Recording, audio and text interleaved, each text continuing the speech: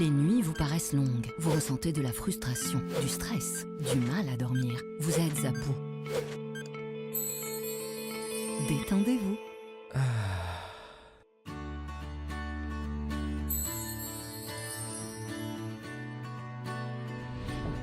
Réduction du temps d'endormissement, diminution des réveils nocturnes, relaxation. Une bonne nuit, ce n'est plus un rêve.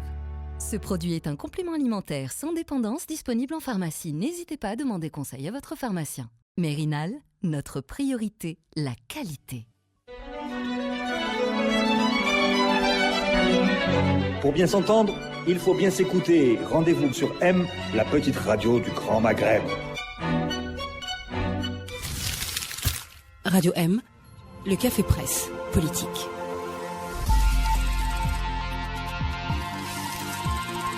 Amis auditeurs de Radio M, bonjour, il est 18h12, nous sommes le mercredi et c'est évidemment le café presse politique, le premier de l'ère de l'après-Bouteflika, mais ce n'est pas le premier talk de l'ère de l'après-Bouteflika. Il y a eu un café des experts économiques ce matin qui a plus parlé de l'arrestation de Ali Haddad déposé aujourd'hui en mandat de dépôt à Al-Harrach. Il y a une très grosse actualité qui explique en partie, chers amis auditeurs, le retard du début de cette émission. Il a fallu faire le tri dans le menu pour ne pas perdre le fil de cette actualité, pour rester sur l'essentiel. Messieurs, merci beaucoup d'être ici.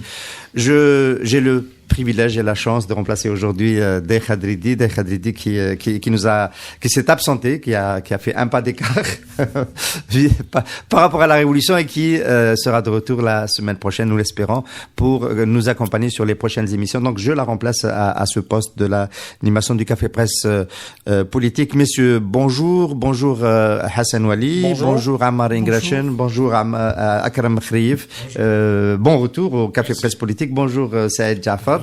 Nous allons commencer cette semaine ce numéro spécial, évidemment, parce que le Café Presse Politique est né il y a aujourd'hui 5 ans, à peu près, 5 ans, un peu plus, autour des présidentielles de 2014 et se poser la question de savoir si Bouteflika allait être candidat ou pas. C'était un peu la première thématique de ce talk qui a finalement survécu à Bouteflika, qui a peut-être été aussi alimenté par la chronique des années Bouteflika, celle du 4e mandat en tous les cas. Donc nous allons déroger à la règle qui veut que chaque semaine nous démarrions par l'image de la semaine pour cette fois-ci dans ce numéro un peu spécial, spécifique, solennel, évoquer un souvenir de la période des années Bouteflika, les 20 ans de Bouteflika. Quel est le souvenir, l'image, la décision, la séquence qui restera dans votre souvenir, messieurs? Qui veut commencer? Saïd Jafar. Oh, j'aurais pu commencer par 99, la fraude avec le soutien des militaires, mais je préfère quand même faire passer, mais c'est 2008, l'amendement de la Constitution, qui est une immense forfaiture, qui va le poursuivre dans toute l'histoire. C'était changer la Constitution pour créer leur présidence à vie dans un pays qui a fait mener une guerre de libération, une révolution. C'est inouï et c'est quelque chose d'infamant qui va le poursuivre. Voilà. Ammar Ingrachen. Je saute exprès, hein. Puis pour te laisser le temps de trouver. Ah, tu as? On va laisser Ammar quand même. J'avais 15 ans, j'étais au collège. Il y avait le mouvement de 2001.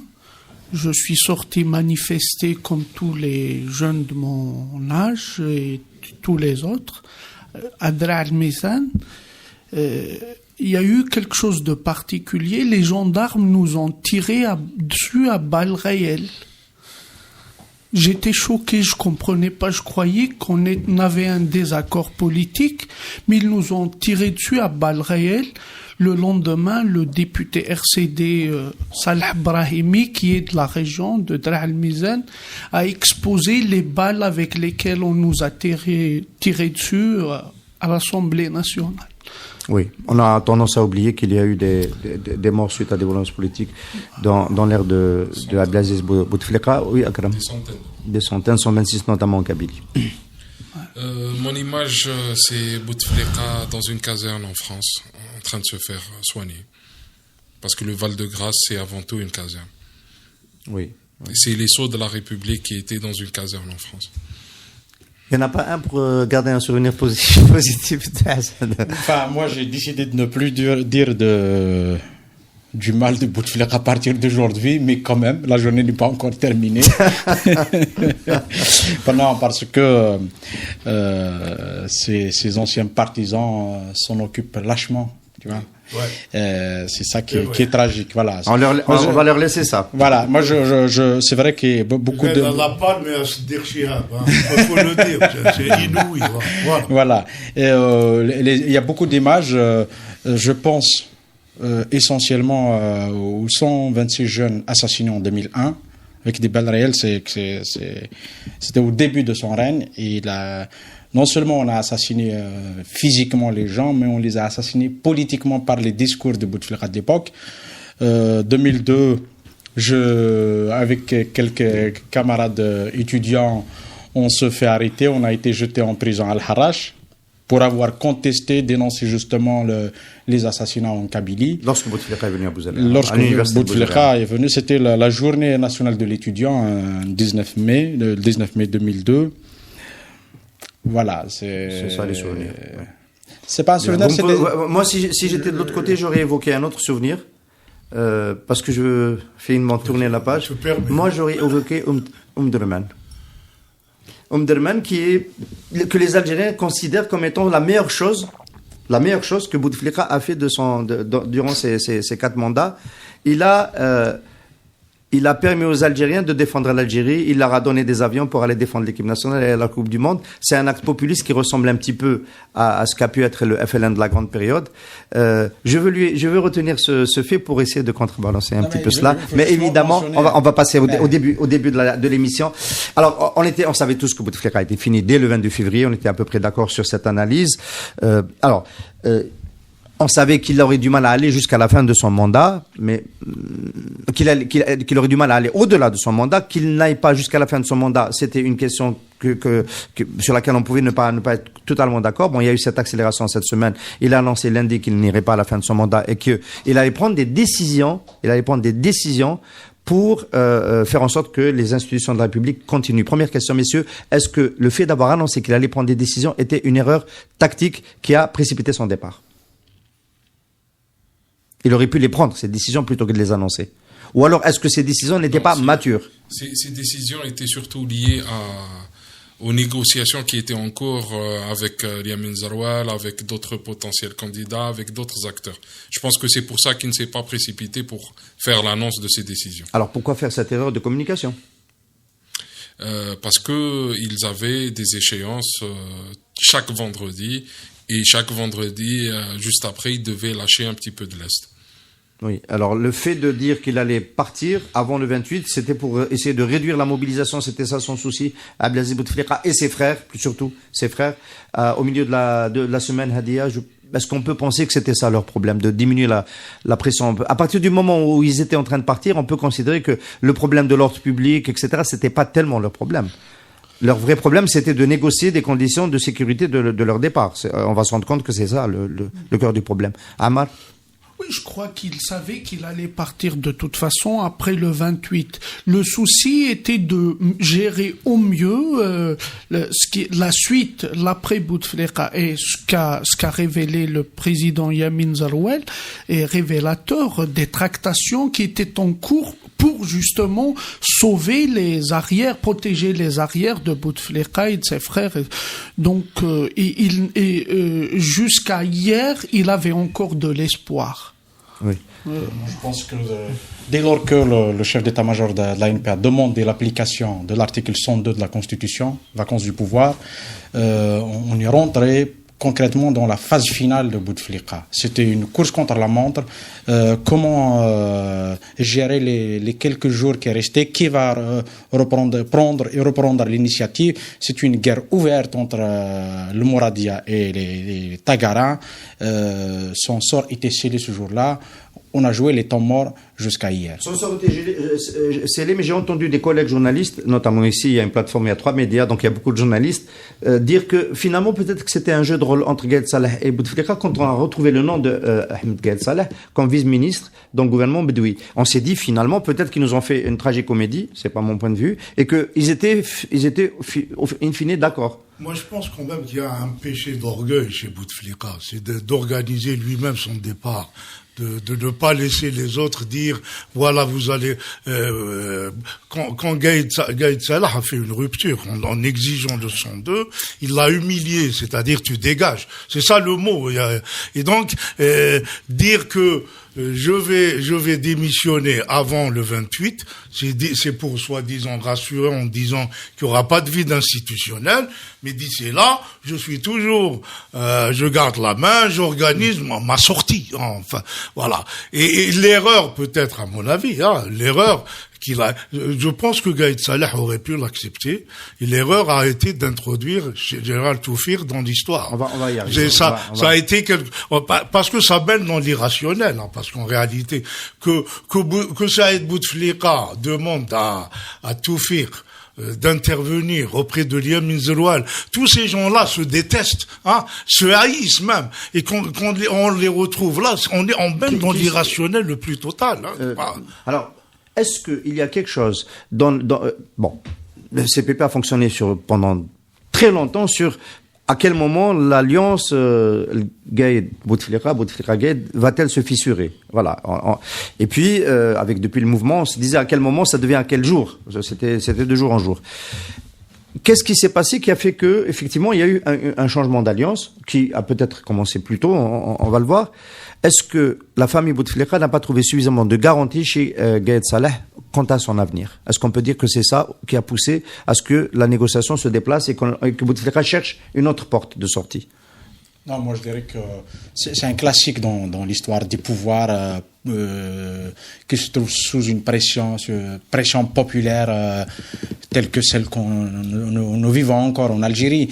À un moment ou à un autre, il doit y avoir une fissuration, un bloc entre guillemets qui s'émancipe et qui colle au mouvement pour des raisons tactiques, pour des raisons stratégiques, parfois par conviction, par adhésion à la demande populaire. Et c'est à ce moment-là qu'on coupe la tête du roi. C'est ce qui s'est passé. On a observé comment Gaïd Salah était jusqu'au boutiste avec Bouteflika, mais au fur et à mesure que la mobilisation montait en puissance, il s'est dit, pas que lui, son entourage, parce que tous les regards étaient tournés vers l'armée, ce que va faire l'armée, ce que va décider l'armée.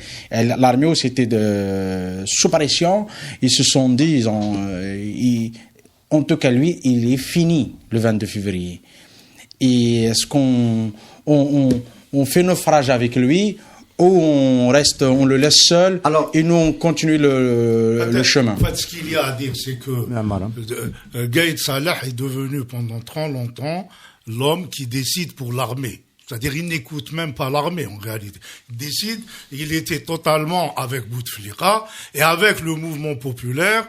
La réalité de l'armée s'est imposée à lui. Ces gens-là n'étaient pas prêts à tirer sur la population.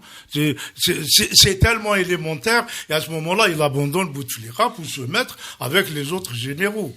Cette rupture, elle est évidente, elle est normale, On a aussi la peur de la réédition du coup de 2004. Parce on connaît bien comment fonctionne le régime algérien. C'est une chaise qui s'appuie sur 3 pattes, présidence, service et armée. Depuis 2014 et la désorganisation, on va dire, des services de renseignement, leur puissance s'est affaiblie et on s'est retrouvé avec le duo Gaïd-Bouteflika. Aujourd'hui, on a eu une réapparition subite de Toufir et donc une reprise des jeux d'alliance.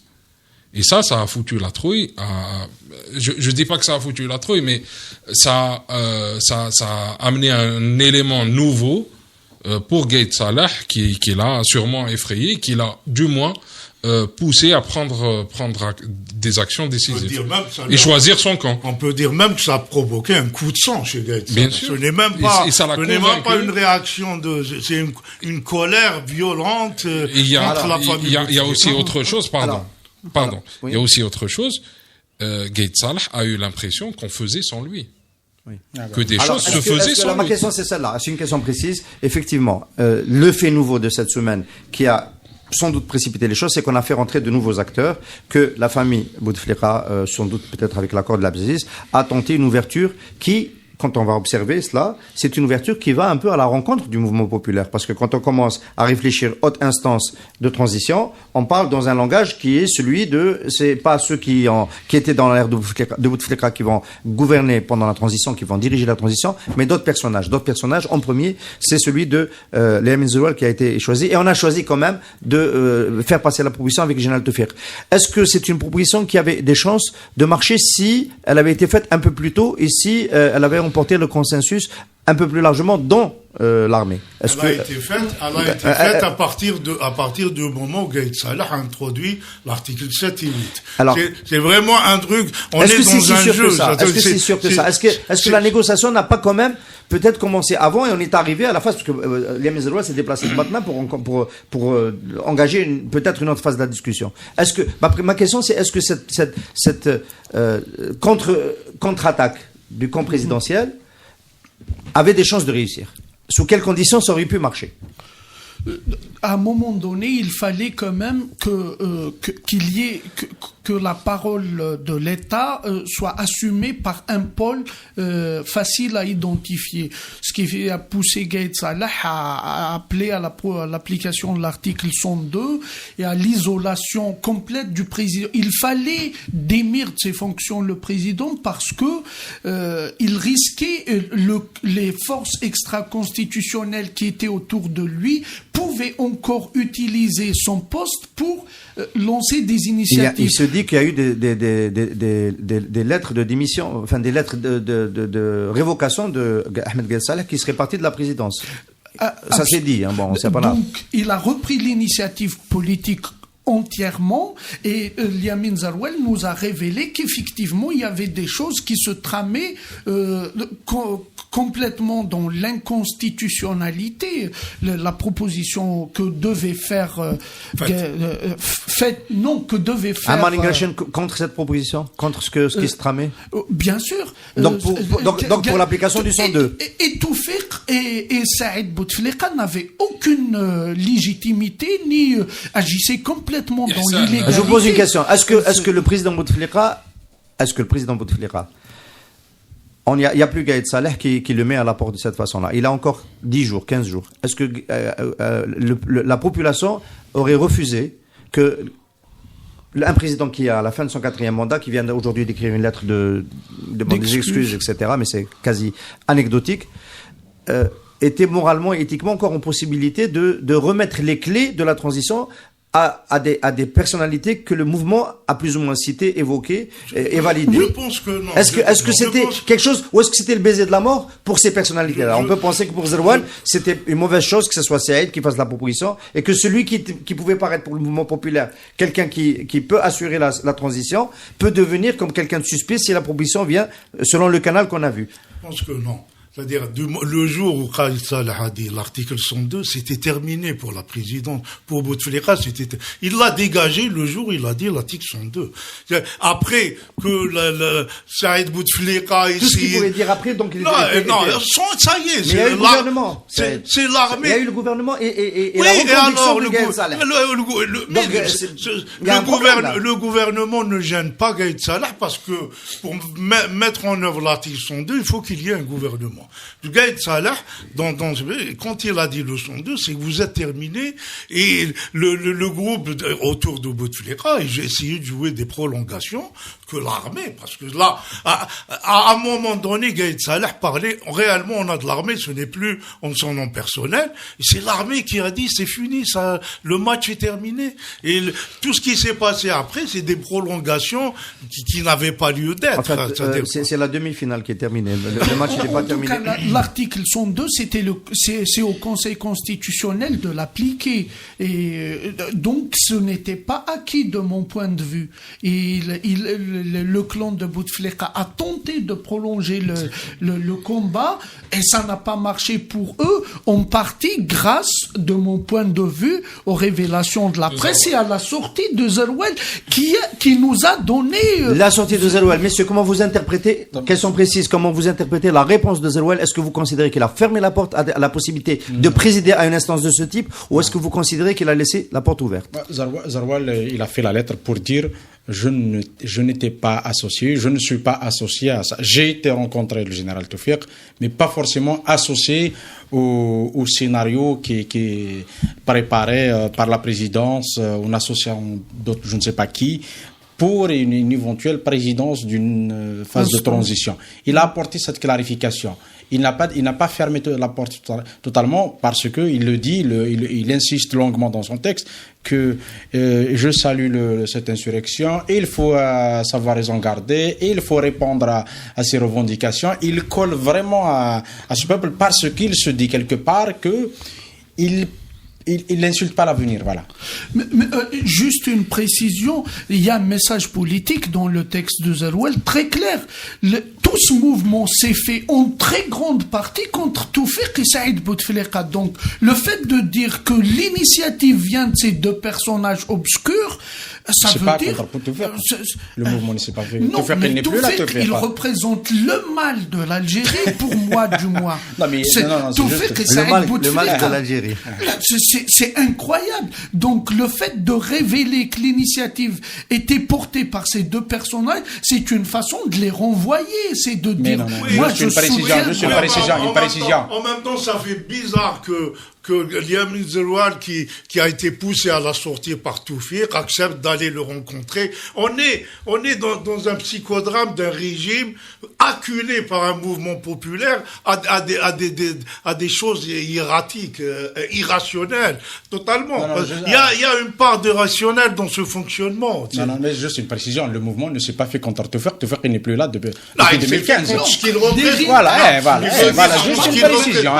Non, parce qu'on va dire, il s'est fait contre les partis, il s'est fait contre ceci, cela. Il s'est fait contre la police politique, qui quadrille le pays, etc. Le mouvement, les Algériens se sont soulevés contre le 5e mandat, contre Bouteflika, contre le régime le système politique. Le régime ou la police politique est au cœur. Alors, messieurs, Ahmed Gaïd Salah, coup de sang. On peut facilement le deviner, parce qu'il y a notamment Toufiq dans la boucle, et dès qu'il s'agit de Toufiq, il dégaine le AGS, Ahmed Gaïd Salah. C'est comme ça que aujourd'hui son acronyme sur les réseaux sociaux. Mais est-ce qu'en même temps, il n'y a pas quand même une feuille de route politique dans sa démarche, parce que avec le 102, on parlera ensuite du 7 et du 8, avec le 102, c'est quand même la possibilité pour l'armée de garder la main sur la transition. Donc avec ce casting, Abdelkader Ben Saleh et Bedoui à la tête du gouvernement, est-ce qu'il n'a pas quand même pris prétexte de ce qui est arrivé pour faire passer ce qu'il a de toute façon envie de faire, c'est-à-dire un intérim constitutionnel et pas de sortie, entre guillemets, de la Constitution. Voilà. Mais il l'a fait. Mais la réponse qui est venue le vendredi ensuite l'a contraint à introduire le 7 et le 8. Il faut prendre dans la chronologie. Il a dit le 102, on applique le 102, il n'a pas évoqué le 7 et le 8. Et il y a eu le grand vendredi magnifique, qui l'a contraint à parler du 7 et 8. Et ce 7 et 8, pour moi, personnellement, il annule le 102. Le 102 est périmé parce que le mouvement populaire a rendu le 102 périmé. Le 102, c'est quoi? C'est Ben Salah, c'est Bedoui, et c'est une reproduction, c'est l'armée qui désigne, Donc, et ça, le 7 et le 8, il a introduit l'élément, peut-être élément de négociation avec le mouvement populaire il le fait ouvert, mais je pense que ce vendredi, une grande partie du mouvement va dire que le 102, tel que il est pensé dans la Constitution, est inapplicable. Alors, il faut juste rappeler que l'article 8 dit que le peuple peut exercer sa souveraineté à travers ses élus, ses représentants, ce qui nous met quand même dans une logique pro-système. Oui, mais l'article 7 et 8 disent tout et n'importe quoi et rien. Finalement, c'est des articles bateaux. Le peuple est sur de souveraineté, de légitimité et tout. Ah, et c'est pas une question de bateau, c'est une question de mécanisme. Ouais. Tu invoques la souveraineté du peuple, le pouvoir constituant du peuple. Ça veut dire que aujourd'hui, on parle de politique. Aujourd'hui, tu as une population qui a renvoyé le système complètement, le régime complètement. Tu peux pas appliquer ces deux principes qui sont immuables, qui vont rester, quelle que soit la constitution. Voilà.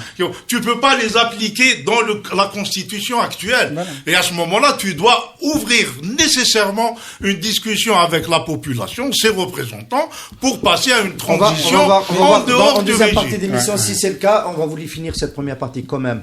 On finit avec Claire Bouteflika. On va revenir quand même quelques minutes sur et maintenant Bouteflika. Alors, les séquences. D'abord, est-ce que vous considérez que Ali Haddad a accentué la chute du clan présidentiel en prenant la fuite de manière inexplicable lundi, alors qu'il venait de donner sa démission au FCE, et qu'il n'y avait pas de raison particulière pour qu'il essaie de s'enfuir? Est-ce que de par son geste, il a, on va dire, précipité le mouvement de chute? Parce que tout ce qui est arrivé le lendemain... En tout cas, beaucoup moins que la lettre de Zarouel. Voilà. C'est la lettre de Zarouel qui a tout changé. Non, Ali Haddad n'a pas commis une erreur de il a commis une erreur lui-même. Oui, bien sûr. Mais pour lui-même, on n'a jamais ça traduit quand même la frousse qui s'est emparée de ces gens-là. Moi, je veux pas charger des gens là. Mais ils ont peur. Ce qui s'est passé durant toutes ces années-là, les contrats, tout ça crée. Alors, est-ce que la peur dans l'abdication de la famille, de la maison, de la chute de la maison Bouteflika n'a pas touché aussi les frères Bouteflika? On a dit que dans la nuit du lundi au mardi, l'armée a dépêché des éléments à la présidence pour que la présidence, qu'il ne sorte plus rien de la présidence, parce qu'il y a eu cette fameuse lettre qui annonçait des mesures, et que le gars, dans son coup de sang, était contre ce qui s'était passé et avait décidé de bloquer cette source le temps d'en finir avec la présidence. Est-ce qu'il n'y a pas eu aussi un chantage à l'arrestation des Bouteflika pour amener Bouteflika au Conseil constitutionnel et à la démission? La réponse a été rapide, en tout cas. Possible. D'ailleurs, il a vite déposé sa démission. Je crois qu'il n'aurait pas déposé sa démission facilement s'il n'y avait pas des chantages de ce genre à l'arrestation. Et des rumeurs folles circulaient sur l'arrestation éventuelle de Saïd et de Toufik. C'est plus des rumeurs. Je pense que c'est vrai que... Toufik, il ne peut pas l'arrêter parce qu'il a le droit de rencontrer Zarouel. Voilà, il faut rappeler juste que tout le monde a le droit de rencontrer tout le monde, et qu'il n'y a rien d'illégal quand on rencontre les gens. Oui, bien sûr. C'est pas l'histoire des services français dans la réunion diffusée par Choro, c'est complètement bidon. Moi, ça m'interpelle, la manière dont Choro TV s'est mis au service de Gaïd Salah, mais de manière odieuse, avec des mensonges, ils ont dit que Bouteflika est dans le coma, et il est passé au Conseil constitutionnel. Et ça donne une idée quand même que ce régime-là n'a pas envie, les acteurs de ce régime continuent à être dans des pratiques insultantes à l'intelligence des Algériens. Et surtout, c'est scandaleux qu'il y a des millions d'Algériens qui sont dehors, qui sont dans la rue. Qui sont dans la rue, c'est de la provocation. Et c'est ce qui fait le plus peur. C'est sûr que tout le monde est nerveux dans cette semaine, tout le monde, y compris les Algériens, une tension extrême. Et il y a des gens qui ont peur parce que il y a la peur d'être sommé de rendre des comptes. L'image de... Mais ce que je veux dire, c'est que une fois que Gaïd Salah réunit toute l'armée, y compris le patron de la garde républicaine, qu'on disait plutôt proche politiquement de la présidence, à ce moment-là, il n'y avait plus aucune chance pour manœuvrer ou pour sauver quoi que ce soit. C'était plié ce jour-là. Enfin, ce jour-là, c'était hier. Voilà.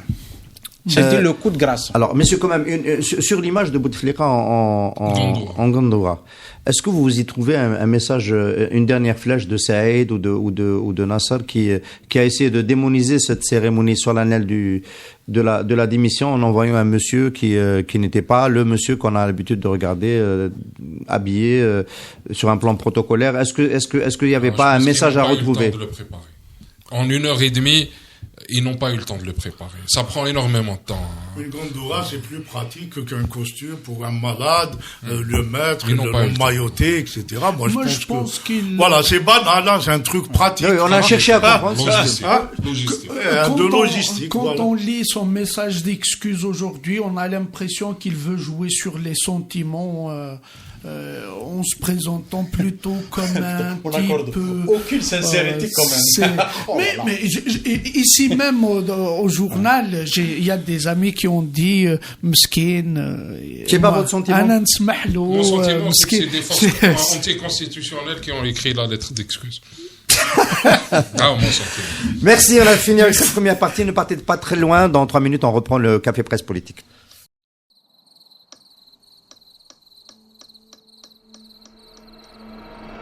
Les nuits vous paraissent longues, vous ressentez de la frustration, du stress, du mal à dormir, vous êtes à bout. Détendez-vous.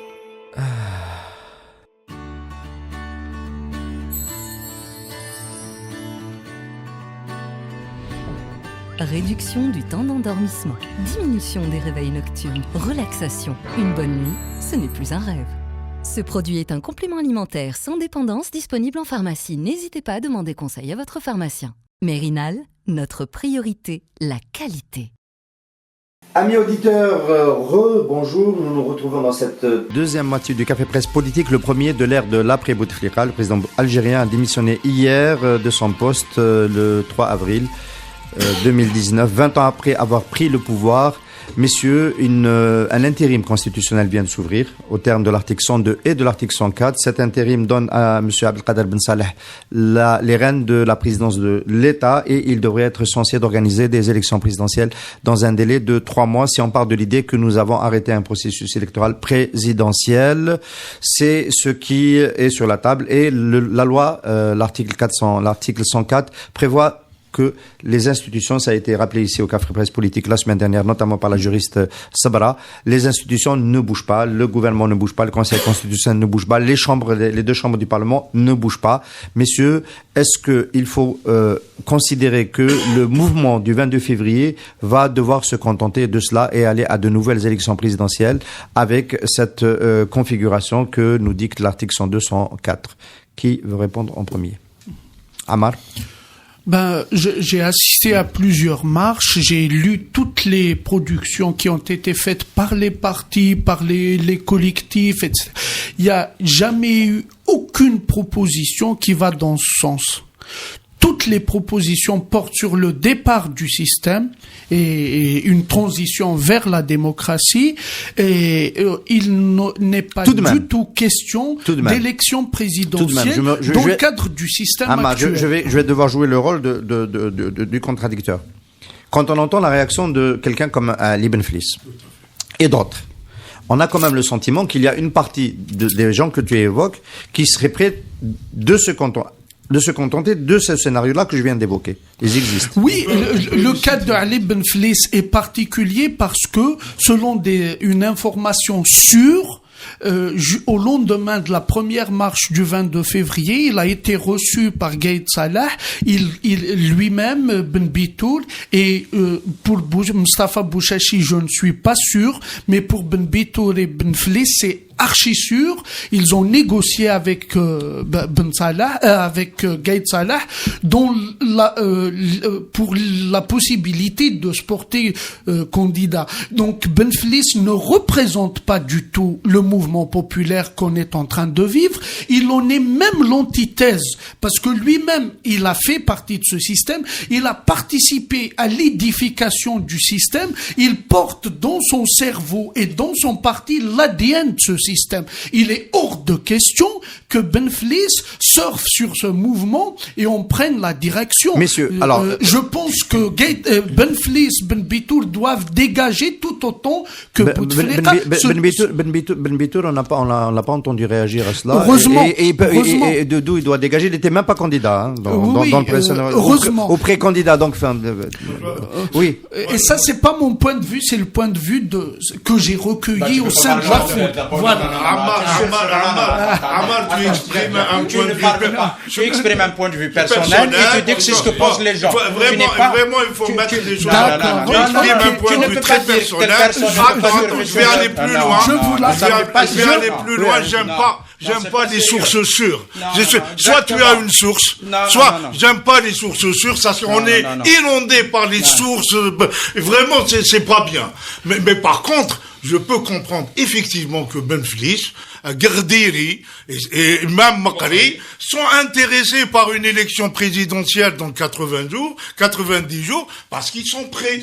Voilà, c'est une analyse. Et on pourrait le comprendre. On peut même le comprendre, et pas les approuver. Ça, on les analyse.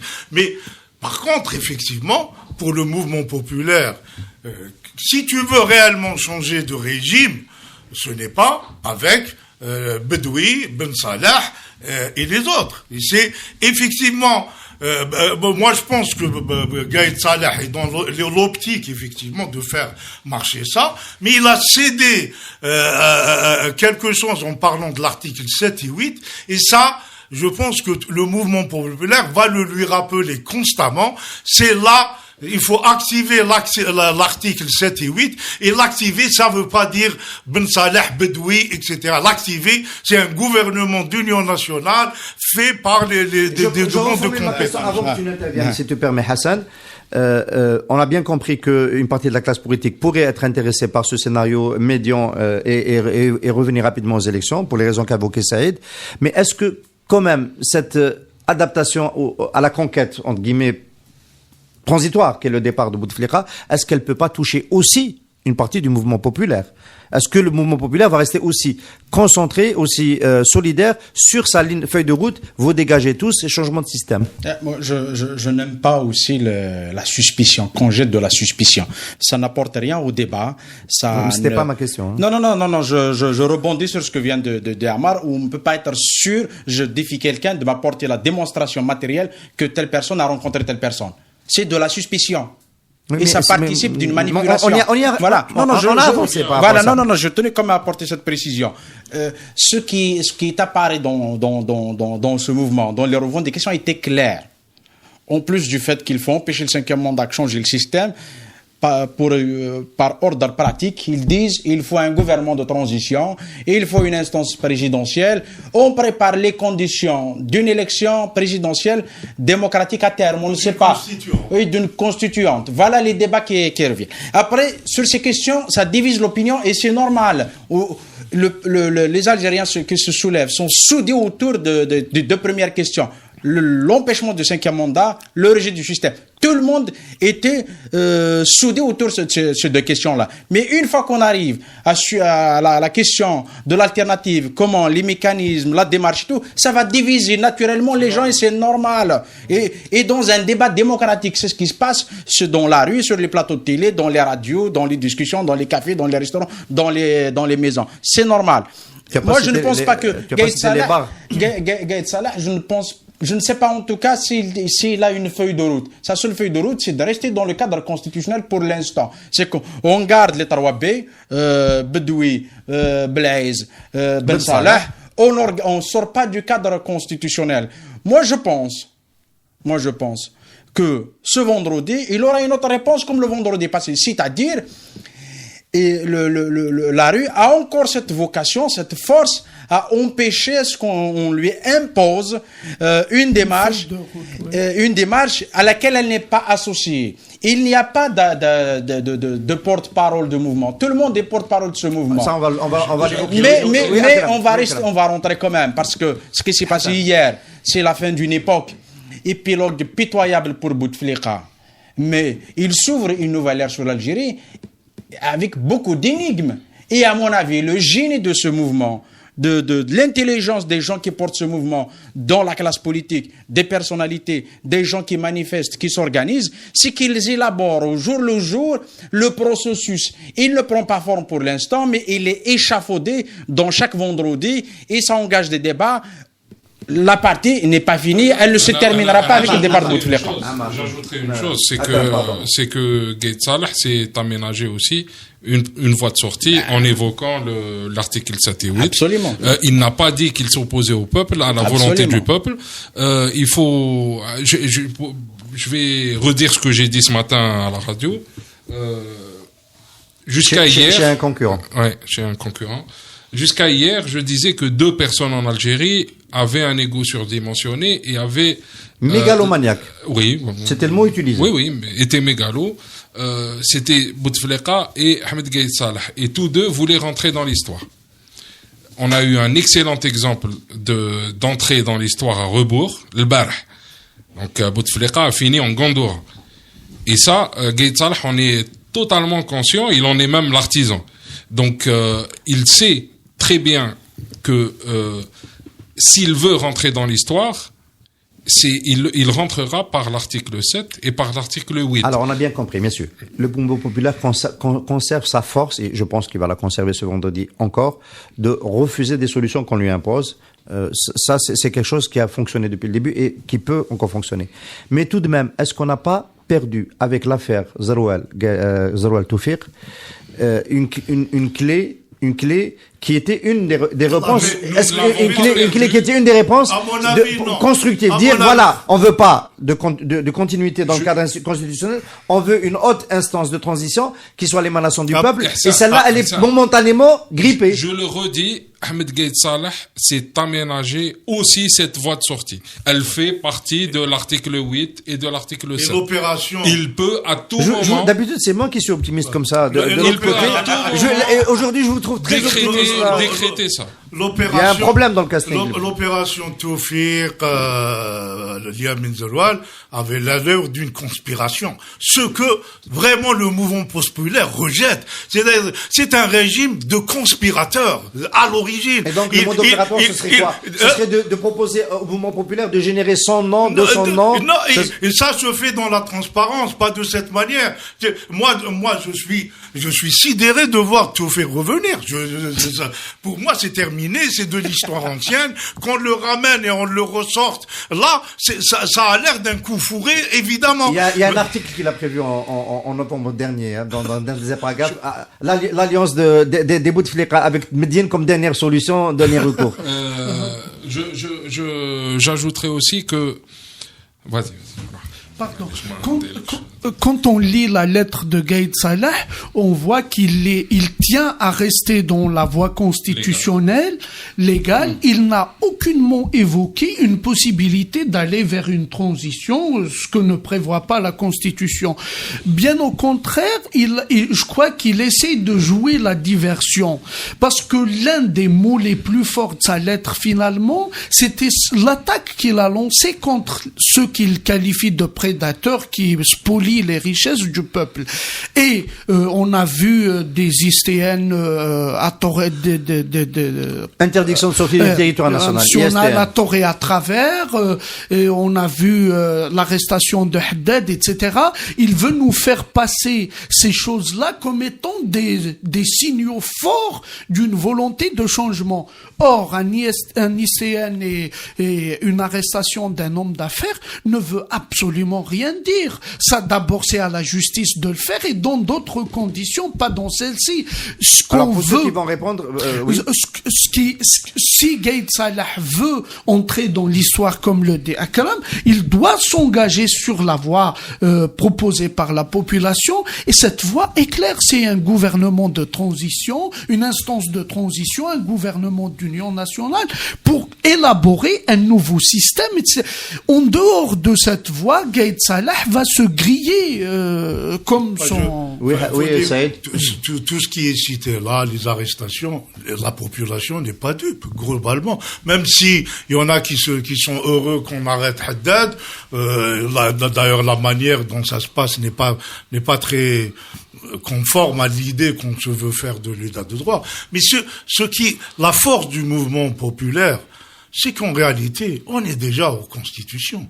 Exact. Il n'y a plus de constitution. Le jour où Bouteflika a annulé les élections, il n'y a plus de constitution. Les élections ne s'annulent que dans un seul cas de figure, la guerre. Nous sommes pas en guerre. Nous avons une population qui sort en souriant, en chantant, etc. Il n'y avait aucune raison d'annuler les on peut imaginer, je pose la question, mais tu peux aussi développer l'idée que tu voulais développer. On peut imaginer que le prochain acte qui va nous amener dans l'impasse, ce serait que à nouveau, le corps constitutionnel soit convoqué pour des élections présidentielles. Parce que, en fait, c'est dans cette logique-là. Et que donc, ce serait à partir de ce moment-là qu'on va réaliser que la population va toucher de manière palpable à quoi ressemble un intérim constitutionnel et retour à la case de départ. D'abord, je réponds à la première question. Moi, de mon point de vue, Zarwal n'est pas fini. Il n'est pas exclu. Il reste à un moment ou à un autre, certains vont faire appel à lui. Je ne sais pas qui et comment. Ce que je peux dire aussi, c'est que les positions il va se fâcher. Non, mais après, on peut discuter en antenne sur ceux qui ont consolidé le système et ceux qui n'ont jamais été dans le système. On trouvera que dans ce mouvement, enfin, dans le personnel politique, il y a la majorité qui est issue, fabriquée par le système. Alors, ceux qui n'ont jamais été dans ce système, c'est une minorité. Faut-il le dire, faut-il le rappeler quand même. Moi, je dirais quand même, ce que je voulais dire, les positions peuvent évoluer. Si Gaïd Salah tient effectivement au formalisme constitutionnel, il pourrait être amené par la force de la rue à prendre des libertés avec ce qu'il appelle, lui, le respect de la Constitution. Désormais, dans une large mesure même, la rue impose, dicte la conduite à tenir. Ce qui est valable aujourd'hui ne pourrait pas l'être après vendredi. Et il va y avoir une forte revendication ce vendredi pour dire que Blaïz, Ben Salah, Bedoui, ce sont l'incarnation du système qu'on veut rejeter. Il va y avoir...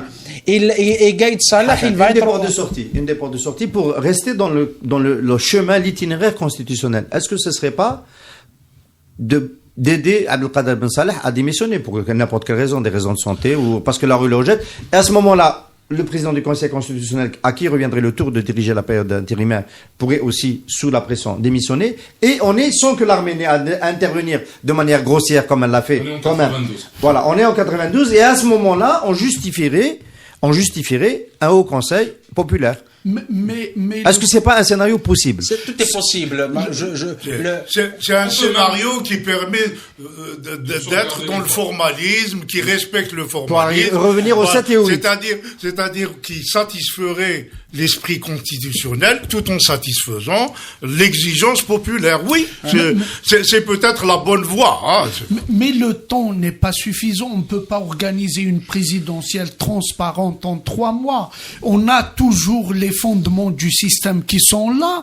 On a sa bureaucratie qui est toujours là. Et 3 mois, c'est très peu pour organiser une élection sérieuse. Les réflexes bureaucratiques du personnel de l'administration est toujours là. Est-ce que on peut mettre une instance indépendante pour organiser ces élections en 3 mois? C'est pas très facile. Est-ce qu'on peut assainir le fichier électoral en 3 mois? C'est pas très facile. Si on met en place un haut comité populaire, ce n'est plus pour faire une élection présidentielle tout de suite. C'est pour préparer le terrain à une vraie élection. Ça demande un peu plus de temps que les 3 mois. Est-ce que, monsieur, vous vous intéressez au débat qu'il y a chez les leaders potentiels du mouvement populaire, je dis potentiels parce qu'ils sont souvent évoqués, faut-il que tous ceux qui sont populaires soient dans l'instance de coordination, l'instance intérimaire? Il y en a qui disent que si on doit aller, parce que le mandat, si on joue un rôle dans la transition, on ne doit pas être candidat à quelque chose à la fin de la transition, y compris à une élection pour une assemblée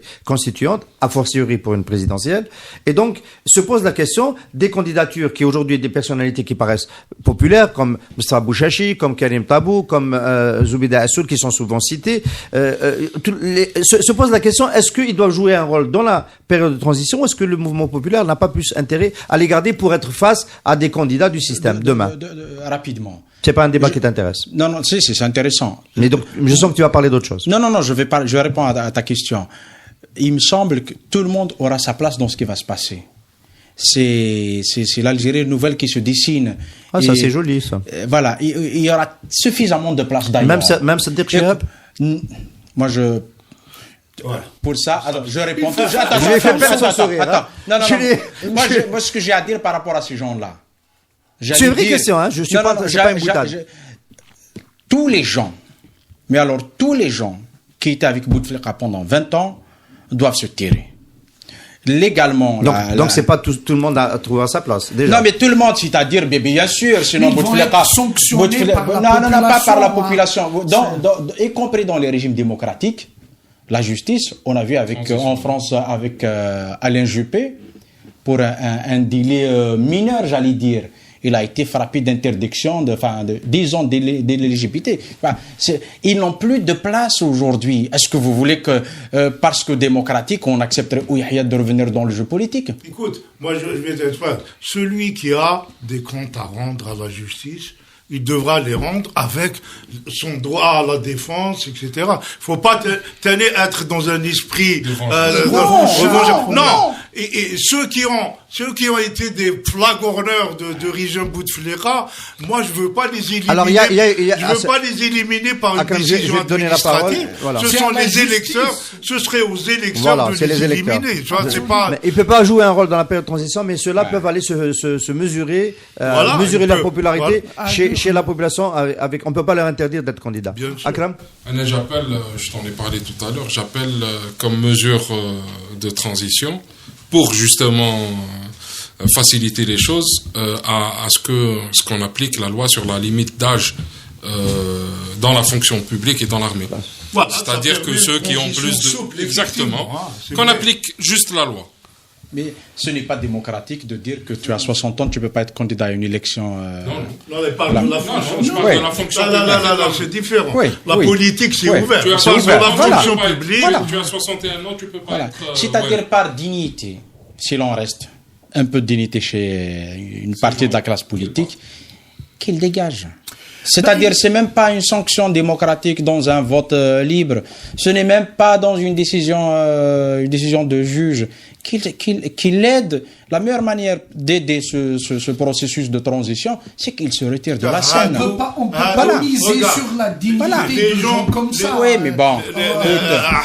Les gens qui sont dans la politique, c'est les électeurs qui le... Oui. Par contre, ceux qui sont dans la fonction publique, dans l'armée, dans les administrations, c'est bien d'appliquer la règle de départ à la retraite à l'âge qu'il faut. Il faut que ça s'applique. Ça permet effectivement de créer, de renouveler et de faire la transition en souplesse, sans avoir à prendre des mesures disciplinaires ou de rien du tout. C'est quelque chose. Moi, il y a deux volets. L'application de la loi pour ce qui est du fonctionnement de l'État. La politique, moi, je préfère que les électeurs tranchent. Même Sadegh Chihab, il peut être candidat, mais bon, je pense que les électeurs lui feront un sort, j'en suis convaincu. Voilà. Messieurs, merci beaucoup. Nous avons, j'espère, fait le tour de ce qui était essentiel à évoquer au lendemain du départ de Abdelaziz Bouteflika au bout de 20 ans de pouvoir. C'est la fin d'un café presse très très particulier. À mercredi prochain, sûrement avec Dey Khadridi de retour. Merci beaucoup.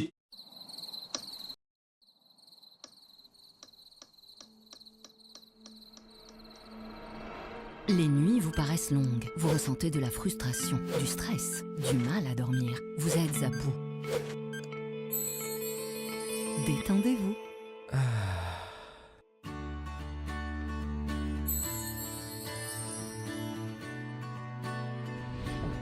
Réduction du temps d'endormissement, diminution des réveils nocturnes, relaxation. Une bonne nuit, ce n'est plus un rêve.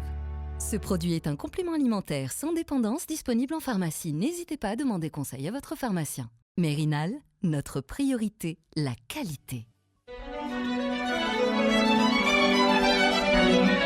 Pour bien s'entendre, il faut bien s'écouter. Rendez-vous sur M, la petite radio du Grand Maghreb.